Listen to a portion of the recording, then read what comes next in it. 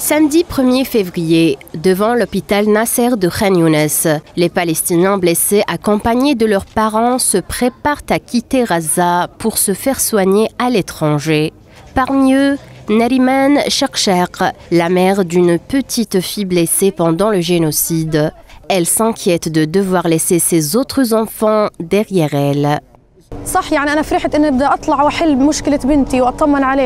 vrai que je suis contente de partir pour être à côté de ma fille blessée et m'occuper d'elle, mais ce n'est pas tout, car je dois laisser des petits derrière moi. Honnêtement, je suis dans une situation difficile, je n'ai pas d'abri, et si je laisse les petits derrière moi, il n'y a personne d'autre que moi pour s'occuper d'eux. La petite Jody est dévastée. C'est la fille de Nariman. L'enfant est triste de ne pas pouvoir accompagner sa mère et sa sœur blessées en Égypte.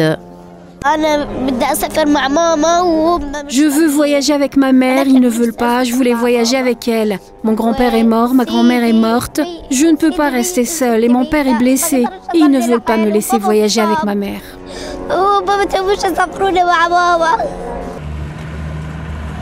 Le pont de passage entre Rafah, à l'extrême sud de la bande de Gaza, et l'Égypte a été ouvert samedi pour la première fois depuis mai 2024, permettant le départ de 50 patients, dont des enfants souffrant de cancer et de maladies cardiaques. Je suis ici pour aller à l'étranger parce que mon fils Ahmed est atteint d'un cancer du poumon. Il a été blessé pendant la guerre et on a découvert par la suite qu'il avait un cancer. Il souffre depuis juin dernier.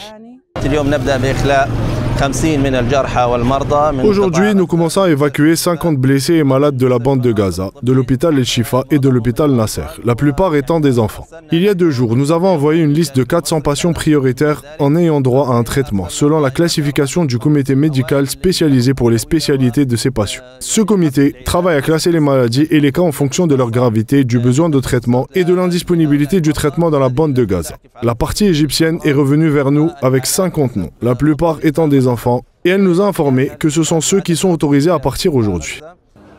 Quelques jours avant le cessez-le-feu du 19 janvier, l'OMS avait annoncé que plus de 12 000 patients attendaient des évacuations médicales. De son côté, le secrétaire général des Nations Unies, Antonio Guterres, avait exigé que 2500 enfants soient immédiatement évacués de Gaza pour recevoir des soins médicaux. Les évacuations d'aujourd'hui représentent donc la première étape de ce processus.